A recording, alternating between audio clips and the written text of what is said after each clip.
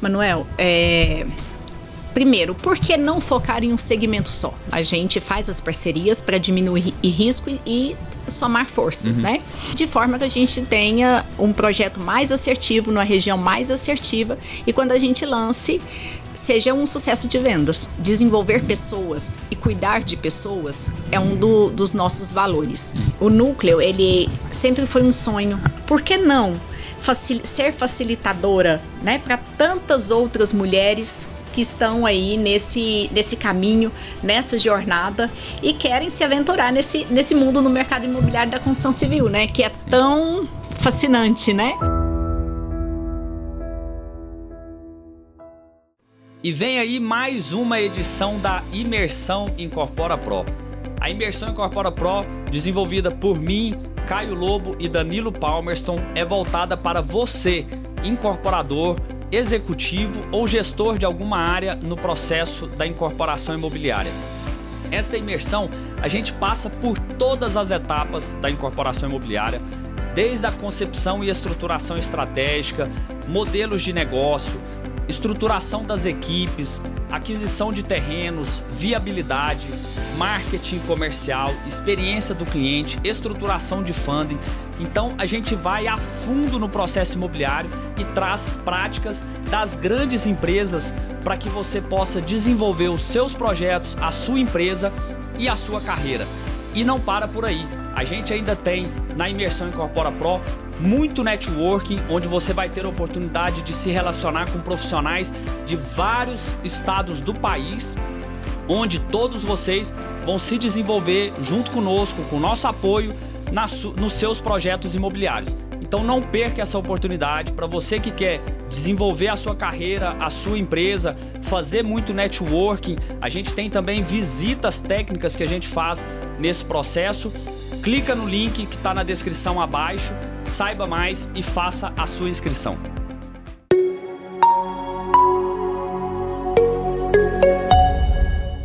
Fala galera, tudo bem? Sejam muito bem-vindos ao 32º episódio do Inc Talks e hoje eu tenho a satisfação de recebê-la aqui. Ela que é engenheira civil e advogada, tem MBA em gestão empresarial pela FGV, é diretora de incorporações da Dinâmica Incorporadora, uma empresa tradicional do mercado imobiliário aqui de Goiânia, tem mais de 40 anos de mercado e que passou por um processo de sucessão familiar. A gente vai abordar um pouco sobre esse processo aqui. Ela que é filha do Eugênio Carvalho, é um dos sócios da empresa, diretora de gestão e sustentabilidade da ADM e também é idealizadora do NUME, que é Núcleo de Mulheres do Mercado Imobiliário de Goiânia. Então seja muito bem-vinda, Patrícia Garrotti. Tudo bem, Manuel? Tudo bem. Obrigada pelo convite, uma honra de estar aqui com você nesse bate-papo aí, para a gente estar falando um pouquinho sobre o mercado imobiliário. Com certeza, e vai ser um bate-papo bem proveitoso, que hoje nós vamos tratar aqui de diversos temas, dentre eles a atuação em diferentes segmentos, que é algo que a Dinâmica pratica tão bem aqui na cidade, sucessão familiar e a profissionalização da empresa, é algo que várias empresas vivem Brasil afora. Então a Patrícia vai trazer aqui pra gente as experiências que vive e viveu dentro da Dinâmica, reposicionamento de marca também, que eles fizeram um trabalho, né, de rebranding lá na empresa, e a atuação das mulheres no segmento imobiliário, ela que é idealizadora e está à frente aí do NUME. Então, importante a gente tratar esses temas, mas eu queria começar, Patrícia, ouvindo um pouco sobre a sua história e a história da Dinâmica também. Tá ótimo, Manuel. Igual você falou, né, de formação, eu sou engenheira e advogada, mas nasci numa empresa, numa família, né, do mercado imobiliário. Uhum. Então, desde sempre, eu tive convívio com obra, então estava no sangue, né? Foi fácil na hora de escolher a graduação, uhum, né? Optei por fazer engenharia e direito, acreditava que um curso seria complementar ao outro, uhum, né? E eu acho que isso foi um dos grandes trunfos profissionais meu. O curso de direito dá um apoio, dá uma base, muito importante Sim. para qualquer profissão, né? E não seria diferente aí no mercado imobiliário. Uhum. E aí, dentro do direito, você chegou a especializar, direcionar alguma coisa para o segmento imobiliário ou na prática mesmo que foi esse desenvolvimento da atuação? Eu tive mais a prática do curso de Direito, né? Tirei a carteira da Ordem, trabalhei no escritório do Dr. Arthur Rios. Ah, sim, que é voltado para o imobiliário. Isso, e ele é nossa assessoria jurídica, mas não cheguei a fazer nenhuma especialização, não. Entendi. E aí... Hoje eu estou fazendo uma especialização em conselheira, né? Em conselho de administração pelo IBGC. Mas você já tem devido ao processo aí de sucessão, de governança que a empresa está passando. Entendi. Mas você já tem aí o MBA em gestão empresarial pela GV, né? Isso. Bacana. E a sua atuação dentro da dinâmica, como que decorreu? Você falou que teve lá no Arthur Rios, quando que você entrou na empresa, já participou de quais áreas ali dentro, até chegar na incorporação ali, na diretoria, como que foi esse processo? Manuel, minha vida profissional ela é coincidente com a história da dinâmica, né? Desde estagiária, eu faço estágio dentro da dinâmica. As duas graduações, eu levei elas juntas, né? Então, eu posso dizer, com muito orgulho, que eu tive a oportunidade de passar por todas as áreas da empresa, sejam administrativas e até mesmo de canteiro de obra. Tive uma grande experiência logo que eu formei como engenheira de obra, né? Toquei obra também. É igual o engenheiro tem que tocar a obra, igual todo médico tem que dar plantão, né? E aí a gente foi adquirindo experiência, profissionalização, né? Crescendo junto com a dinâmica, e hoje eu sou a diretora de incorporações da dinâmica. Entendi. E como que é a estrutura da empresa hoje? Assim como divisão de áreas, porque lá os sócios têm seu pai, mas a empresa foi fundada, foi seu pai com outro sócio? Sim, a dinâmica tem 2 sócios fundadores, que é o Eugênio Carvalho, meu pai, e o Mário Valois. Em 1983 eles fundaram a empresa. No começo ela não era incorporadora, né? Só incorporadora. Ela trabalhava muito com obra pública. Eu acho que o caminho de muitas dessas incorporadoras mais tradicionais de Goiânia vieram de serem empreiteiras, né?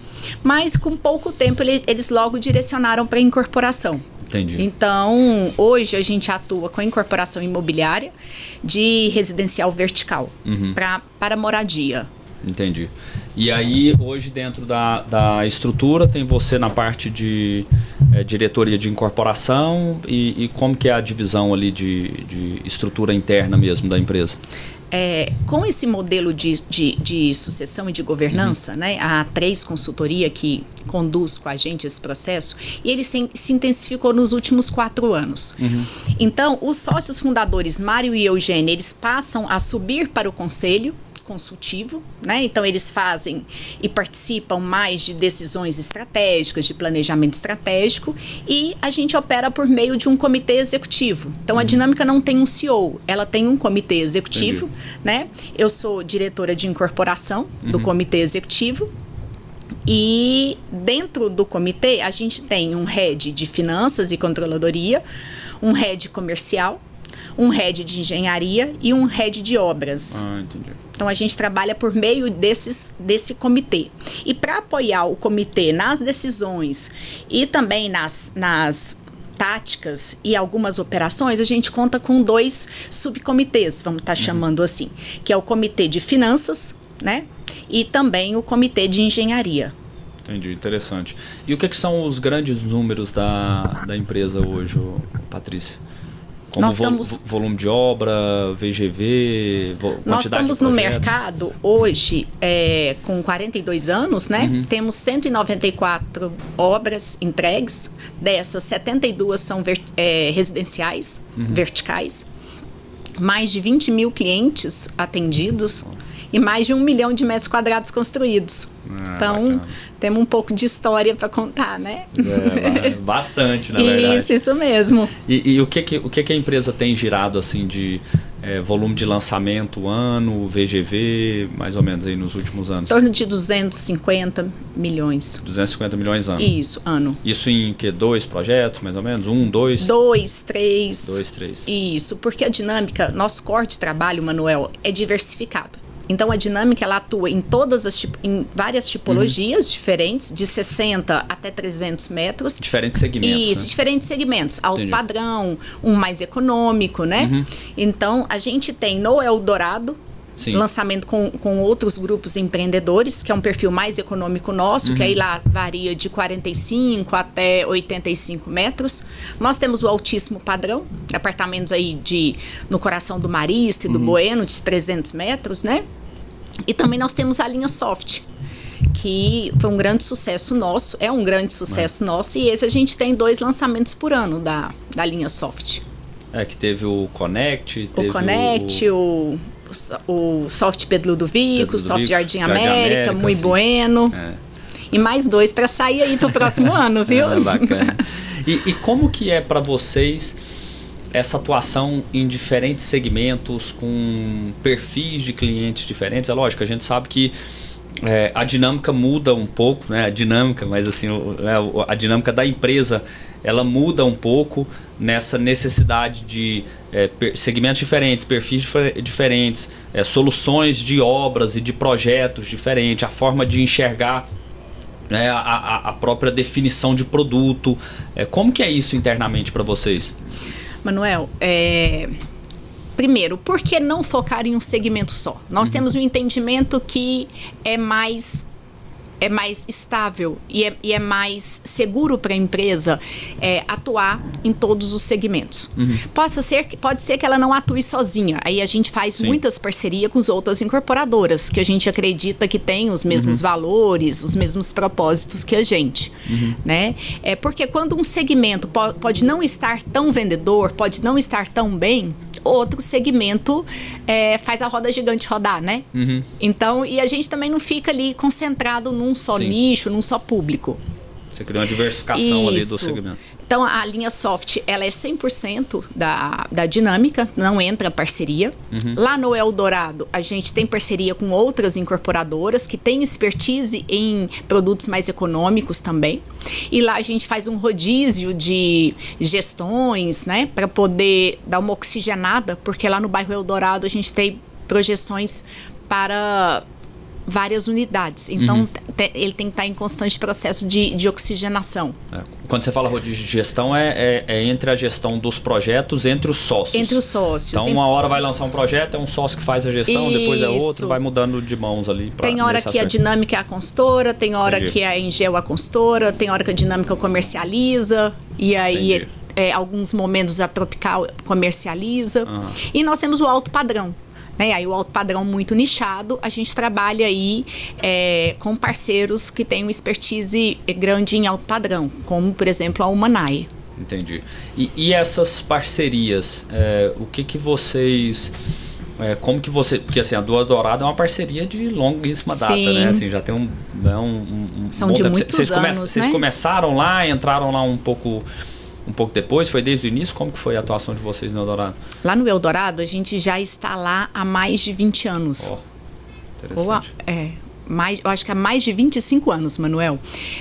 Então, primeiro a gente realizou o Eldorado Park, o Eldorado, né? Que hoje virou uma cidade. Sim, tudo que você precisa tem ali lá, na região, né? Da Avenida Milão, do Granville, do Eldorado. Se desenvolveu muito nos últimos anos, né? E agora nós estamos com o Eldorado Park, que foi uma parceria, da Dinâmica, Engel e Tropical. E nós temos projeção lá de realizar 8 mil, 9 mil unidades. Nós já entregamos lá mais de 3 mil unidades residenciais. Entendi. E como que é para vocês assim essa questão das parcerias? Porque assim, vocês têm a experiência de atuar sozinhos, no caso da linha Soft, e vocês têm essa experiência de atuar com parceiros. O que é a diferença entre essas atuações, quando a empresa atua sozinha, quando ela atua com parceiros, obviamente deve ter aí uma interferência em termos de ritmo, de atuação, só que com parceiro você dilui risco e soma ali forças, aprendizados. Como que é isso internamente para vocês? É isso mesmo, a gente faz as parcerias para diminuir risco e somar forças, né? Mas a gente tem que desenvolver um processo de governança e um processo de gestão das parcerias muito estruturados e profissional. Porque aí você vai estar trabalhando com vários sócios dentro de uma mesma SPE, né? Até mesmo a gestão de funding, de tirar financiamento imobiliário. Então, toda essa expertise você tem que programar antes de você fazer essas parcerias. Então acaba exigindo um pouco desse aspecto de governança, de gestão. Sim. Ser um pouco mais alinhado, um pouco mais bem gerido, vamos dizer assim. Isso mesmo. Entendi, interessante. E para vocês, assim, Patrícia, o que dentro de uma visão do sucesso da empresa, né, porque é uma empresa de sucesso, de atuação de sucesso aqui no nosso segmento, o que você enxerga que é a essência, né, assim, desse sucesso? O que é aquilo, por exemplo, que seja em termos de soluções de engenharia ou de produto, ou seja em termos internos da empresa, de formas de gestão, de atuação? O que é aquilo que se repete em todos os empreendimentos? Ou seja, isso aqui não pode faltar porque se não acontecer a gente corre o risco de não ter sucesso no nosso projeto. Eu acredito que seja aí nossa expertise em desenvolvimento de produtos. Desde quando vamos fazer prospecção de terrenos para começar a desenvolver projetos para os empreendimentos imobiliários, a gente envolve uma equipe multidisciplinar. Para quê? Para que todos somem sua experiência, suas ideias, tragam inovação, tragam diferenciais e a gente possa estar escolhendo aquela melhor área para aquele determinado público, para que a gente possa estar desenvolvendo ali o melhor projeto que seja mais assertivo para aquele cliente alvo que a gente tá projetando. Então, eu acredito que seja muito essa equipe multidisciplinar. Então, a gente tem arquitetos, temos a equipe comercial, engenheiro de obra, né? Tem o engenheiro de desenvolvimento de produto, participação grande das imobiliárias também, né? Para poder estar orientando a gente de forma que a gente tenha um projeto mais assertivo, numa região mais assertiva, e quando a gente lance, seja um sucesso de vendas. Entendi. Mas aí, como que vocês atuam com isso na prática? Você já comentou um pouco sobre isso, mas de forma mais macro, assim, né? Na prática disso, com relação a ter esse entendimento da necessidade do cliente. Aí eu quero trazer essa solução que você colocou aqui, que é o desenvolvimento de produto, mas numa vertente de que isso obviamente tem que estar casado com a necessidade do cliente, porque senão a gente não vende, né? Como que vocês capturam isso, essa necessidade do cliente? Nos projetos que já estão rodando ali, vocês vão fazendo algum tipo de pesquisa? É uma pesquisa futura? É nesse relacionamento com as imobiliárias? É no todo disso que vocês fazem? Como que é isso na prática? Acho que é um pouquinho de tudo, né? A gente faz as pesquisas antes de começar a desenvolver o produto e até mesmo antes de comprar terreno. Só para a gente ter uma orientação mais estratégica de qual região que nós vamos estar lançando. Então, essa pesquisa, normalmente a gente trabalha com a Brain, ou a Data Store. Sim. O nosso relacionamento com as imobiliárias, que também é muito assertivo, muito bom. E isso é muito enriquecedor. Sim. O feeling, né? Também do Mário, do Eugênio, que são os fundadores que participam muito no desenvolvimento, na concepção com a gente. Tendo essa experiência empírica ali, de conhecendo a cidade. Trazendo essa experiência deles, né? Esse know-how deles. E também com essa equipe diversificada que nós temos. A equipe comercial, a de marketing, o desenvolvimento de produto. Entendi. E você comentou agora sobre a questão do Eugênio e do Mário e tinha falado lá atrás sobre o seu processo de atuação na empresa, a sucessão. Como que é isso na sua visão? Porque para muitos é um desafio, né? Imagino que para vocês tenha tido, né, lá os seus desafios também, para uns mais desafiador, para outros menos, enfim, mas esse processo de sucessão de empresa e dentro de um processo familiar também sempre tem ali os seus desafios a serem superados pelo caminho. E hoje a gente vê a empresa dando continuidade, inclusive criando novas vertentes de linha de produto, de rebranding. Como que é isso lá internamente para vocês? Eu costumo falar que a Dinâmica ela é uma empresa familiar profissional. Né? Então, a gente sempre teve esse viés. E sempre com aquela inquietação de estar melhor cada dia, de buscar se inovar, buscar melhorar seus processos, trazer consultores para estar trazendo para a empresa tanto as boas práticas construtivas quanto boas práticas de mercado, né? E também boas práticas de governança, de estruturação. Eu acredito que isso seja um diferencial da empresa, esse perfil de educadora com seus dirigentes, né? E também esse perfil inovador. Então, sempre o Mário e o Eugênio nos tiram daquela zona de conforto. O que nós vamos trazer de novo para o empreendimento? Qual a inovação que a gente pode estar trazendo para as obras? Né? Os processos de melhoria contínua que a ISO há mais de 20 anos nos desafia, né? Então, eu acredito que seja isso que permitiu e permite aí essa renovação, essa evolução da empresa, dos seus processos, das suas equipes e também dos seus empreendimentos, para que se torne competitiva, né, Manuel? Com certeza. E como que é esse processo? Você falou sobre a questão da profissionalização, né? Como que se dá esse processo dentro da empresa, formações internas, formações externas, como que é isso lá para que a empresa busque estar sempre nessa atuação de desenvolvimento profissional, né, de profissionalização dentro do nosso setor? Na nossa cultura organizacional, Manuel, desenvolver pessoas e cuidar de pessoas é um dos nossos valores e um dos nossos valores mais fortes. Então, nós temos, com muito orgulho, colaboradores que estão lá há muitos anos com a gente, há mais de décadas, né? Tem alguns que estão lá há 30, 40 anos, né? O Antônio está lá com a gente na mesma quantidade de anos dos fundadores, Mário e Eugênio. Que legal. Então, é estimular eles, né? Através de trazer boas práticas por meio de cursos, né? Por meio de cursos online, cursos presenciais, por meio de consultorias. A gente é muito instigado em trazer consultorias para trazer inovação. Entendi. Por meio de uso de tecnologias, de inteligência artificial. E também por meio desse processo de governança.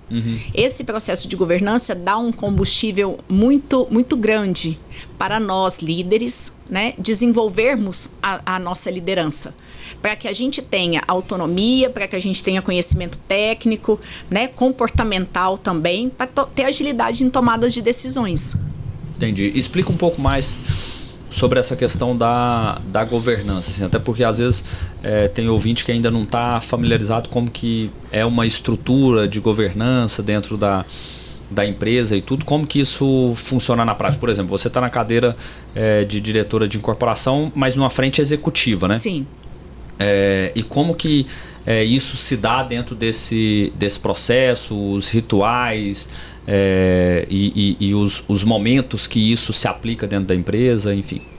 Como a gente não tem a figura do CEO dentro da Dinâmica, como eu tinha te falado, né? Então o comitê executivo, ele é esse CEO. Essa figura administrativa. Ele se reúne uma vez por semana para que possa se debater questões táticas, operacionais, alguma dificuldade, algum desafio da empresa, propor novos processos, né? Levar novos negócios. E também tem a reunião do comitê executivo junto com o comitê consultivo. Entendi. nessa reunião do comitê executivo com o comitê com o conselho consultivo, a gente leva os indicadores, os números, os resultados. Então, a gente tem resultados e indicadores de todas as áreas e gestões que são levadas para o conselho consultivo, na figura do Mário e do Eugênio, e de um terceiro consultor. Né? Entendi. Então, para aí que possa mostrar a evolução mês a mês da empresa para eles, e eles, na cadeira de estratégia, eles possam também nos direcionar e direcionar aí a estratégia da empresa, né? E o que é a rotina disso? É semanal? Essas agendas, o consultivo? O consultivo é uma vez por mês, né? E o executivo é uma vez por semana, às quartas-feiras, das 8 às 10h30. E alguma convocação extraordinária que precisar. Vamos reunir que precisa de aprovar uma viabilidade, né? Para ver se a gente segue comprando a área. Então, aí como o conselho é o CEO tem que tomar muita decisão ao longo do caminho, né? Então... E também estamos criando aí os comitês de finanças e de engenharia, porque caso algum dos conselheiros, né, que estão lá no conselho executivo não tenha um domínio de um assunto que vai ser discutido, que vai ser tratado, vai ser votado ali, ele tem o apoio desse comitê. Entendi. Patrícia, e você falou da história da empresa, né? 42 anos, e é uma história de sucesso dentro do nosso mercado. E ao longo dessa história, certamente tiveram marcos aí de transformação da empresa. Como você citou lá atrás, a questão de ter atuado no segmento de infraestrutura e depois ter se direcionado para a incorporação. O que vocês enxergam que foram os principais marcos de transformação da Dinâmica ao longo da história? Como você falou, quando ela iniciou, né? E aí ela tomou essa decisão que foi certeira em traçar o direcionamento dela, que ela decidiu ser só incorporadora e construtora, construtora só daqueles empreendimentos que a gente incorpora. Acredito que esse tenha sido um marco muito importante. A pandemia foi um marco muito importante para, acho que todas as empresas, né? Não só as incorporadoras ou as consultoras, porque a gente teve que se reinventar num curto espaço de tempo, né? Tanto no marketing quanto no comercial, porque tudo parou, tudo fechou e não podia parar, né? Não podia deixar de vender, não podia deixar de se apresentar para o cliente, por mais que em alguns momentos as obras estivessem paradas ali. Teve que acelerar o processo de digitalização. Isso, né? A gente teve que acelerar o processo de digitalização. Um outro marco foi quando a gente entrou mesmo nesse processo de sucessão.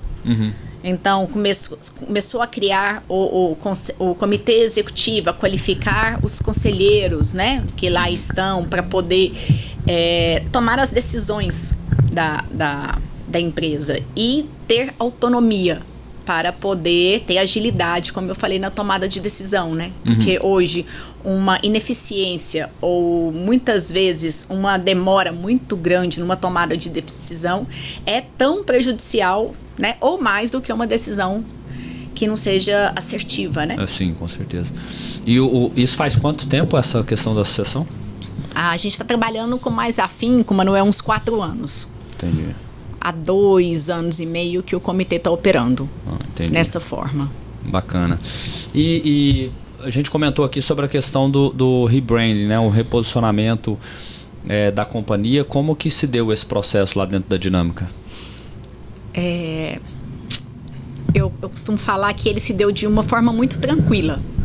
Né? Não foi disruptiva, vamos falar assim. Agora está entrando a segunda geração, está entrando a sucessão e nós vamos criar outra empresa.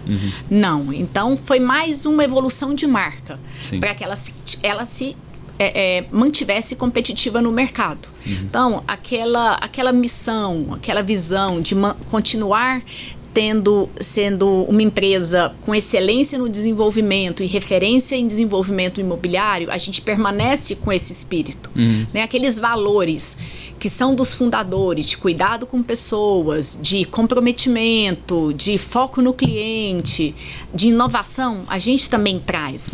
Então foi uma repaginação, uma evolução de marca para que ela se mantivesse competitiva no mercado. Antigamente o posicionamento era engenharia. Era Isso. Dinâmica engenharia e aí passou para incorporadora. Isso, há 42 anos atrás. Na fundação ela era Dinâmica Engenharia, né? E hoje, com esse rebrand, a gente muda o nome de Dinâmica Engenharia para Dinâmica Incorporações. Entendi. Bacana. É o que você falou, né? Assim, acaba que faz uma mudança no posicionamento até para demarcar esse processo de sucessão, mas sem ser algo de uma mudança tão drástica em termos de posicionamento de marca e tudo. Agora, e o que é muito desafiador do nosso setor é que dentro de uma mesma empresa, você tem 3 empresas totalmente diferentes. Né? Então você pega a Dinâmica, ela tem a Dinâmica Construtora, né, que faz a construção das edificações. Nós temos a Dinâmica Incorporadora, que é aquela que faz prospecção de terreno, que compra terreno, desenvolve projeto, né? Vai lá e faz o lançamento. E nós temos a comercializadora, vamos estar chamando assim, que é a parte do relacionamento com os corretores, do relacionamento com as imobiliárias e também a condução da Dinâmica Vendas, que é a nossa house. E então, aí vocês têm essa estrutura da Dinâmica Vendas. Isso, nós temos essa estrutura da Dinâmica Vendas. Então, é como se fosse uma orquestra, né? 3 empresas diferentes, com perfis diferentes, inclusive de profissionais, né? Que tem que estar muito alinhado aí para ter a sinfonia e para ter o sucesso, né? Com certeza. E o que esse novo posicionamento, essa nova marca reflete em termos de atuação da empresa? Tem alguma mudança nesse aspecto de direcionamento de atuação ou de posicionamento mesmo da marca, né? Não sendo só a mudança no nome mesmo, no name, na atuação, ou agora a identidade ela sofre essa alteração? Tem alguma coisa nesse sentido? Manuel, não, a gente continua acreditando nessa diversidade de core, de produtos, né? De negócio. A gente continua trazendo muito forte o foco socioambiental, que sempre foi um direcionamento da empresa. Eu acredito que com a chegada da segunda geração, seja buscar evoluir enquanto design de algumas linhas de produto, seja evoluir em relação a tecnologia, trazer inteligência artificial para poder movimentar o digital, né? Para poder fazer um trabalho de eficiência com a gestão de lead e trazer também mais forte o conceito de experiência do consumidor, né? A experiência do corretor dentro do nosso stand, dentro do nosso site, no recebimento das chaves, na visita às obras, né? Eu não sei se você sabe, a gente tem um programa único aqui em Goiânia. Conta mais, então. Chama Dinâmica Portas Abertas. Opa! Então, a nossa obra, ela fica aberta a qualquer momento para a visitação dos clientes. E tem toda uma estrutura para poder recepcioná-lo com segurança, né? E para que ele possa acompanhar a evolução do empreendimento que ele vai morar, do empreendimento que ele adquiriu. Que interessante. Porque para quem às vezes não conhece tão bem como que funciona isso no dia a dia, pode achar que é algo simples de ser implementado. Sim. Mas não é. Mas é muito dificultoso, né? Você tem que estar com a estrutura pronta, de repente é a mesma coisa, para quem não está acostumado com essa dinâmica aí no dia a dia, é você pensar, receber uma visita em casa sem inesperadamente, né? De repente as roupas estão ali estendidas, como que você faz? Então tem toda essa questão. Mas já virou tão automático, tão cultura, né, que isso passa a ser normal para o engenheiro da obra, para a equipe de obra, para a coordenação Isso que é o bacana, né? Foi desafiador no começo, mas hoje a gente já tem muito esse olhar para o cliente, para gerar uma experiência para ele, né? Vamos arrumar uma sala para ele sentar, o elevador tem ali que subir um material, então vai demorar mais tempo para subir um material. Vamos arrumar uma sala com ar-condicionado que ele possa sentar enquanto ele aguarda, né? Entendi, então, acredito aí que esse seja o desafio, né, e o propósito dessa segunda geração. Desse novo momento. Isso. Bacana. E Patrícia, trazendo aqui para a questão é o NUME que fala? NUME, né? NUME, né? É o Núcleo de Mulheres do Mercado Imobiliário. Isso, trazendo aqui para a questão do NUME, quais que são os desafios, né, que vocês enxergam lá e dentro da estrutura do núcleo das mulheres no nosso segmento? Manuel, o núcleo, ele sempre foi um sonho meu, né? E esse ano eu consegui realizar junto com, eu falo que com grandes amigas, né? Porque na hora que a gente está lá, executivas, né, das incorporadoras, a gente não está ali como concorrentes. Estamos ali para fazer network, para ter troca de experiência, para ter capacitação. Sim. O momento de dividir ali aquela dificuldade que todas estão vivendo, cada uma em sua incorporadora. Então foi um propósito de vida mesmo. Eu pensei que pela oportunidade que eu tive de crescer, me profissionalizar no mercado, por que não ser facilitadora, né, para tantas outras mulheres que estão aí nesse caminho, nessa jornada e querem se aventurar nesse mundo no mercado imobiliário da construção civil, né, que é Sim. tão fascinante, né? Sim, com certeza. E aí, assim, dentro desse processo, como que é a dinâmica lá do núcleo, agendas, projetos, iniciativas, como que é isso? Nós iniciamos agora no segundo semestre, então nós tivemos 3 encontros, né? Estamos com uma participação mais reduzida de mulheres da incorporação. E ali a gente discute temas que realmente são pertinentes, que realmente são importantes no dia a dia. E na gestão das nossas empresas. Então, a gente discutiu ali liderança estratégica, o processo de planejamento estratégico, né?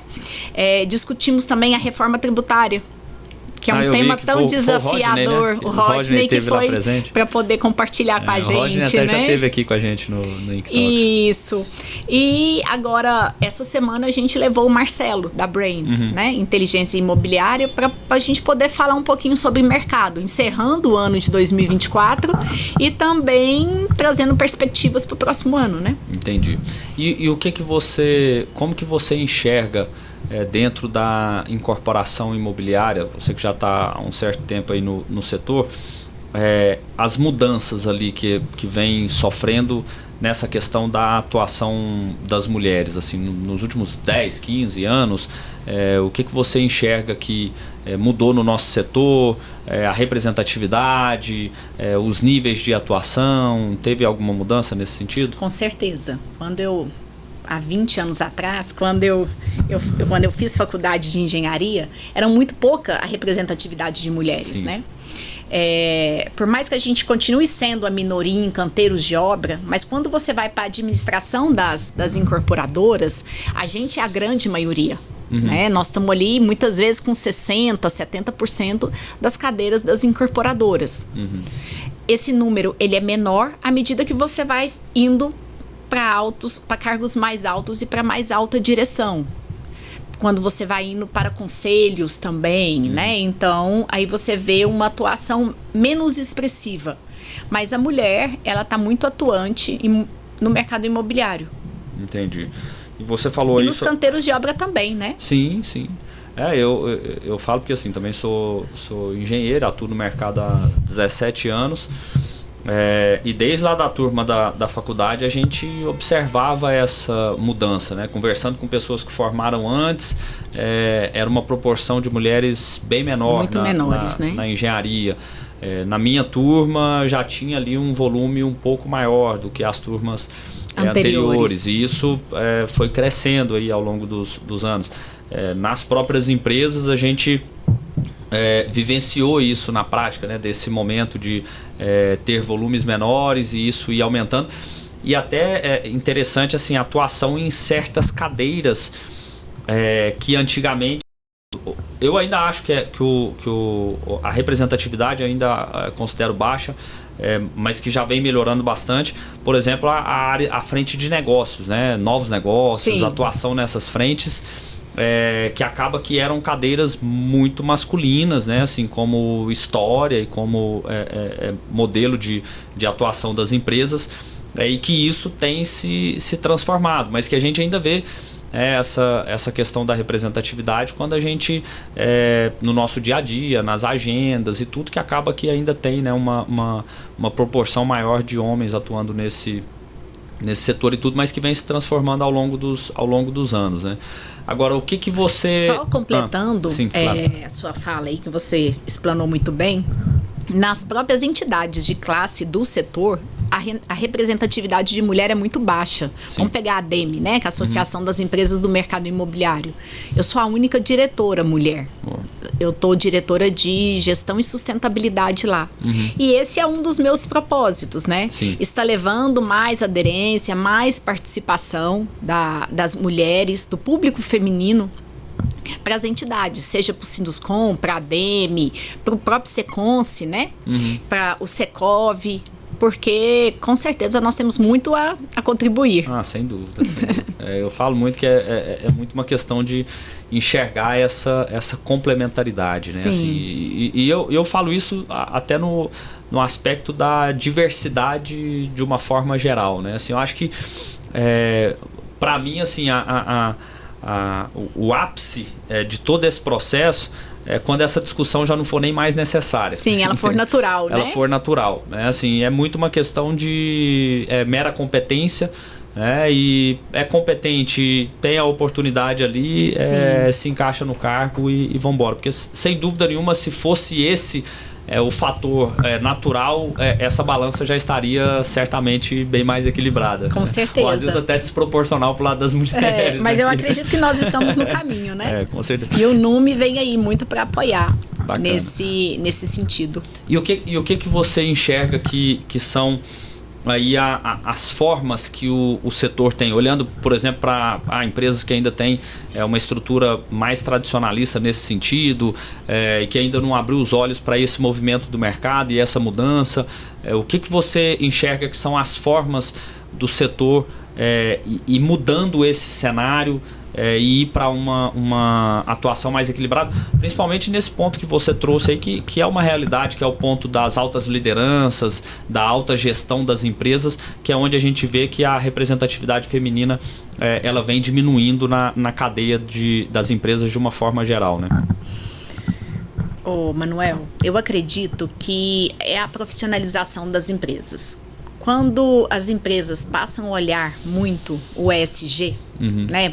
A gente pega as principais incorporadoras aqui em Goiânia, algumas com certificação, ou a grande maioria aí com relatórios de ESG, eles passam a despertar esse olhar para minorias, né? E as mulheres se enquadram nessa minoria. Com o fortalecimento da cultura organizacional das empresas, o reconhecimento do trabalho do RH, né, do cuidar das pessoas, vem trazendo muito espaço, muita frente para o público feminino também.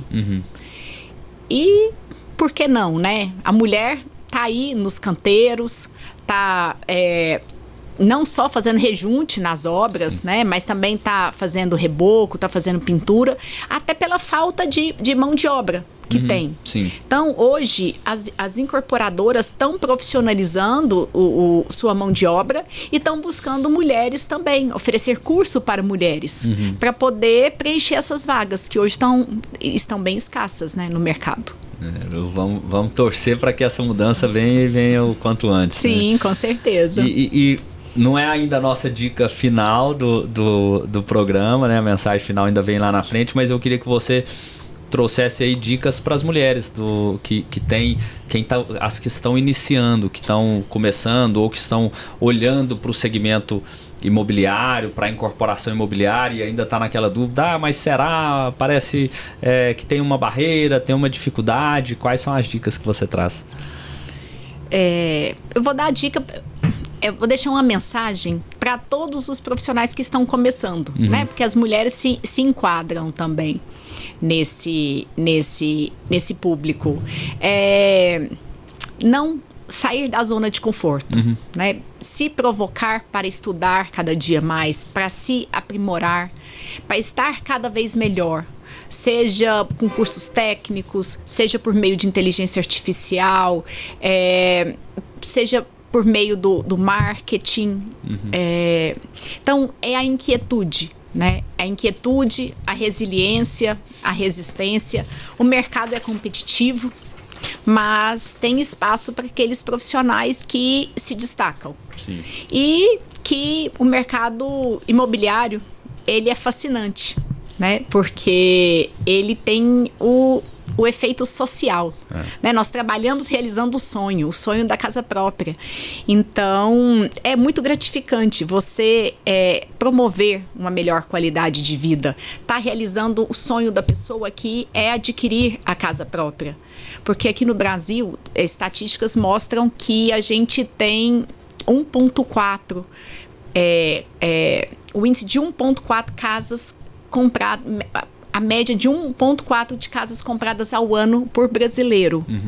E é um índice muito, muito baixo. Sim. Então, esse efeito social que o mercado imobiliário da construção civil propicia, eu acredito aí que seja o mais encantador. Está trabalhando com sonhos das pessoas. Que bacana. E Patrícia, para a gente caminhar aqui pro final, o que você enxerga aí desse encerramento que a gente teve agora aqui no mercado de Goiânia do terceiro trimestre? Como que está aí a visão do comportamento do mercado nesse ano de 2024? Manuel, 2024 consolida para mim como um ano bom para o mercado imobiliário, né? A gente passou aí até setembro com uma Selic de 10,5%. A gente teve funding de poupança de 160 milhões aplicados. A gente viu, principalmente aqui em Goiânia, vários lançamentos de empreendimentos imobiliários. Esses lançamentos performaram muito bem em vendas, né?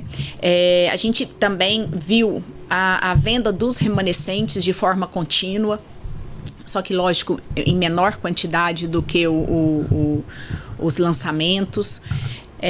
A força do agro é muito forte aqui pra gente, né? Então foi um cenário muito positivo. A mídia retrata isso de forma espetacular, né? Goiânia hoje está entre as 5 capitais que mais valorizaram em metro quadrado, né? Nós estamos entre as 8 que mais subiu o preço do aluguel. Então isso é muito positivo. Então 2024 se encerra com um cenário muito, muito positivo.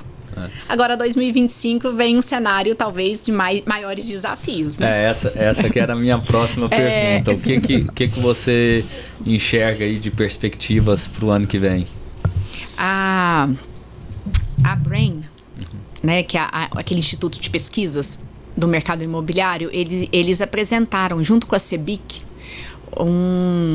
uma pesquisa mostrando que para 2025 o cliente tem intenção de compra ainda, né? O que a gente tem que analisar enquanto incorporador, enquanto empreendedor, é o cenário macroeconômico que está se consolidando, né? Para que a gente tome com antecedência as atitudes que precisam de ser tomadas, adeque tipologias de produto a serem lançados, para que a incorporadora tenha sucesso. Dentro desse cenário macroeconômico, vem como desafios grandes, né? A Selic, não poderia ser diferente. O dólar aí a R$6, né? Historicamente, eu nunca vi o dólar a R$6. Então, isso gera um aumento do preço dos insumos. Sim. A escassez do crédito imobiliário para o cliente final. ele está com acesso mais restrito, né? E com o aumento da taxa Selic, as incorporadoras também tendem a captar recursos de funding mais caros, né? Acaba que a renda também da população não acompanha para essa tomada de crédito. Mas esse ano de 2024 a gente teve baixo índice de desemprego. Né? Sim, então o que aconteceu nesse ano de 2024, não sei se você sabe, o fenômeno da bet, né? Do bet, aqueles jogos de azar. Sim, mas o que é o impacto disso? A população muito endividada em função desses jogos de azar.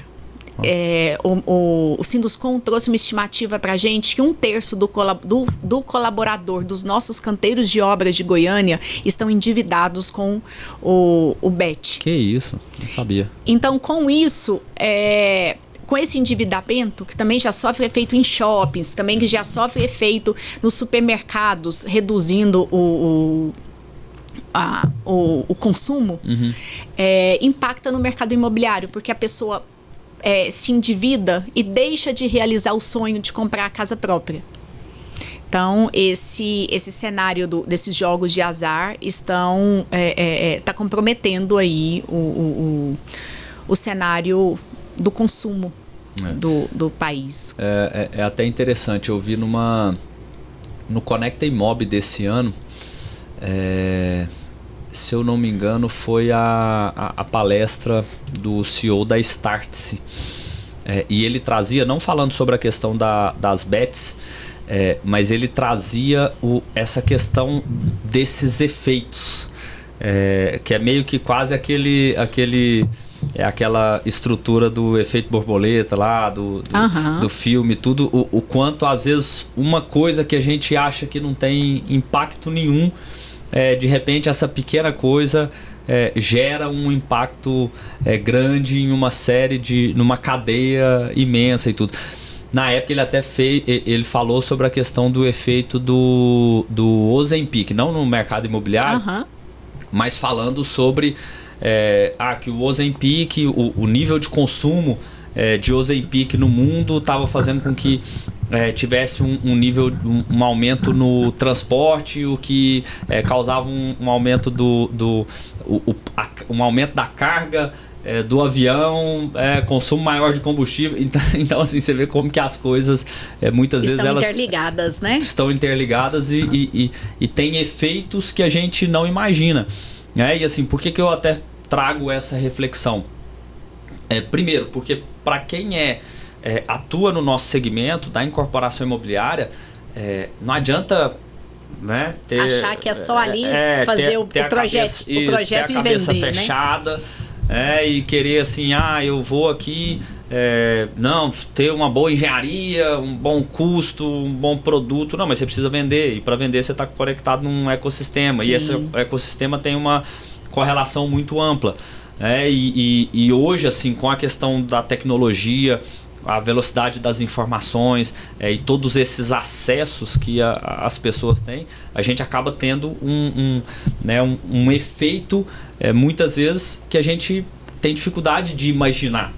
Muito provavelmente há 2 anos atrás, se alguém sentasse numa mesa e falasse assim, nossa, temos que estar atentos à questão das bets, porque isso pode impactar efeito de consumo no mercado imobiliário, iam chamar de louco, né? Verdade, então, nunca imaginaria isso. Nunca imaginaria isso. Então, assim, a gente tem que estar muito atento, né, a essas movimentações do mercado, e é importante você trazer esse ponto para a gente entender o quanto nosso setor é amplo, né? E nós amplo profissionais, e desafiador, né? Com certeza. E nós profissionais temos que estar muito alinhados a essas questões. Como, por exemplo, também a reforma tributária, né? Sim. As entidades do setor, como a CEBIC, o Sinduscom, a ADEME, o Secov, acompanharem a tramitação e as propostas dessa reforma tributária, para que ela não venha a ser tão onerosa. Sim. Como está sendo aí nos modelos iniciais propostos, né? Que foram nos modelos iniciais propostos. Porque isso impacta muito o setor, né? O setor e a economia, porque a construção civil ela é pujante do PIB para o crescimento econômico brasileiro, né? Então, as entidades e os profissionais acompanharem e fazerem essas leituras, né? Também em relação ao saque do FGTS. né? Que é um item aí, uma manobra do governo que muito prejudicou o funding dos bancos. Sim. Né? E tirou aí esse acesso do funding para muitas incorporadoras e também para muitos clientes tomadores aí de recurso da poupança para poder fazer a aquisição da sua moradia, né? Sim, sim. Então essas leituras são muito importantes. A conjuntura macroeconômica é muito importante, né? E é um dos grandes desafios do nosso setor, né? Estar conectado com tudo isso e conseguir fazer essas leituras. Com certeza. Muito legal, Patrícia. Patrícia, vamos caminhar aqui para o final do nosso episódio. A gente tem uma parte que a gente chama de sprint imobiliário, né, que é onde a gente faz um bate-bola mesmo aqui, perguntas e respostas. E aí eu quero trazer algumas perguntas aqui para você. É aquela parte do que vem na cabeça, isso, né? É aquela parte do que vem na cabeça, né? A primeira coisa que vem na cabeça. Tá certo. Vamos lá. O mercado imobiliário precisa de... Acho que ele precisa de menos intervenções do governo, igual a gente estava falando, de mais segurança jurídica, para que todos possam desenvolver seu trabalho de uma forma mais tranquila, né, e com menos insegurança. Show de bola. E o que você mudaria no nosso setor se você tivesse um superpoder? Eu acredito que seria isso que eu coloquei, sabe? Que as empresas tivessem mais... não autonomia, mas que elas estivessem menos sujeitas a essas interferências, né? Essas inseguranças brasileiras que afetam o empreendedor e que muitas vezes desestimula muitos a empreenderem, né? Capital externo, por exemplo, né? Capital também, estrangeiro, né? Acaba tendo dificuldade de entender essa loucura que a gente vive aqui no Brasil, né? Então, com certeza. Sem dúvida é um bom ponto. E o que você diria para Patrícia de 15 anos atrás?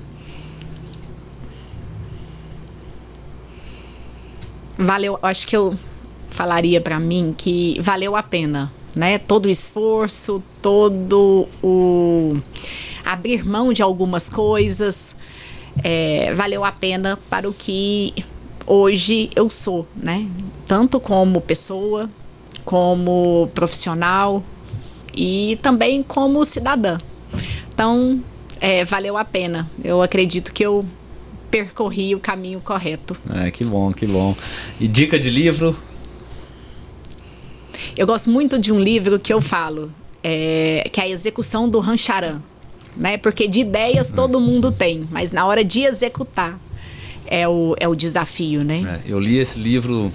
Ele é uma bíblia, né? Para todo deve ter uns empreendedor, né? Deve ter uns 14, 2010, 2012, por aí. Eu li esse livro, assim, é um livro que eu tenho vontade de reler, inclusive. Assim, com a cabeça que eu tô hoje, eu acho que vai ser uma leitura diferente. Mas eu acho fantástico, assim, vou te falar que é um dos melhores livros que eu já li. Eu gosto assim, muito dele também. E assim, para mim a mensagem principal que ficou na época foi assim... que é importante planejar, é importante colocar as coisas no papel, mas na dúvida entre o planejamento e a execução, fique com a execução, né? Então, não deixe de realizar, né? Porque às vezes tem gente que fica muito tempo ali, né? Planeja e rasga, rasga e não coloca o negócio para... O risco ele é inerente ao negócio do empreendedor, né? Isso, então assim, pra gente que vive, né, no mercado imobiliário, empreendedorismo e tudo, eu acho que é muito importante essa dinâmica de execução, né? De fazer as coisas acontecerem. Sim, eu acho com certeza. Que a mensagem boa, um ótimo livro, assim, eu particularmente sou fã. E até vou colocar ele na lista para reler. Patrícia, mensagem final que você queira deixar aí para quem está nos acompanhando nesse episódio? Aproveitar que nós estamos no final do ano, né, o Manuel? Desejar aí a todos um Feliz Natal, um próspero ano novo, de muitas realizações, de muita saúde, de prosperidade e de muita sabedoria para a condução da nossa vida pessoal, da nossa vida profissional.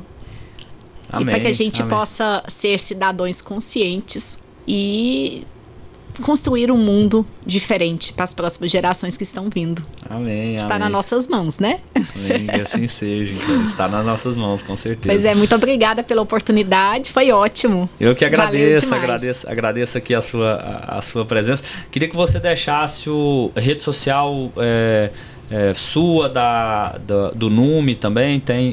Vocês têm rede social lá do Nume, né? Temos sim. A rede social do Nume é @Nume, NUMMI, _GO, que é o Núcleo de Mulheres do Mercado Imobiliário de Goiânia. Deixar o Instagram da Dinâmica também, @Dinâmica Inc. E quem quiser me seguir também, Garrote Patrícia. Legal. Nós estamos aí para contribuir, né, com o nosso mercado. E tá somando, né, Manuel? Eu sempre falo muito, assim, eu instigo muito as pessoas, até porque o meu movimento, né, assim, já batia muito aqui dentro do peito essa questão de ser mais presente em redes sociais e tudo, e trazer conteúdos do nosso mercado para as redes sociais, para o mercado digital. Mas a iniciativa disso e o movimento disso veio de uma indagação de um amigo, né, que é do setor. Então eu acho que essas provocações elas sempre são válidas, né? Então eu sempre provoco as pessoas, tem que estar mais presente, tem que postar mais, tem que defender mais o setor, né? Isso para o executivo mostrar em rede social o dia a dia dele enquanto profissional, né? O dia a dia das empresas que eles atuam, né? Essa humanização da profissão, né? Que aproxima muito e desperta o interesse em várias pessoas. Esses dias até eu vi uma postagem do Ricardo Amorim muito bacana com relação a... Foi ele que falou muito forte isso, com né? relação a esse ponto, assim, que ele falou que não adianta, CEO não adianta mais só entender do negócio. Isso, ele tem que ser um pouco digital, ele tem que ser um pouco digital, ele tem que estar presente, ele tem que mostrar a cara até para criar essa identidade, né? Da marca, né? Da marca com uma pessoa, né? E com a liderança da empresa. Da empresa, com a cultura organizacional da empresa, né? Legal. Que a alta direção tem que dar o exemplo para que todos... que isso possa reverberar, né? Isso. Mas isso muito obrigado, mesmo. Patrícia. Muito obrigada, Manuel. Estou à disposição participação. para as próximas, com tá bom? certeza, vão ter muito bate-papo e muita troca com relação ao nosso setor. Obrigado pela participação, por toda a contribuição, todo o conteúdo que você trouxe aqui para nós. E para você que nos acompanhou, você que ainda não nos segue nas redes sociais, a minha rede social, Manuel_Bruno, tem a do Inc Talks, o nosso projeto é inc.talks, e da Domi também, a minha empresa, onde a gente posta bastante conteúdo sobre o mercado imobiliário, é domi.inteligência. Para você que acompanhou esse episódio, curta, compartilhe com as pessoas que você acha que sejam importantes de acompanhar esse episódio junto conosco. Deixe também os seus comentários para que a gente possa pegar aí feedbacks e todas as percepções que você teve sobre esse episódio. Um forte abraço e até a próxima.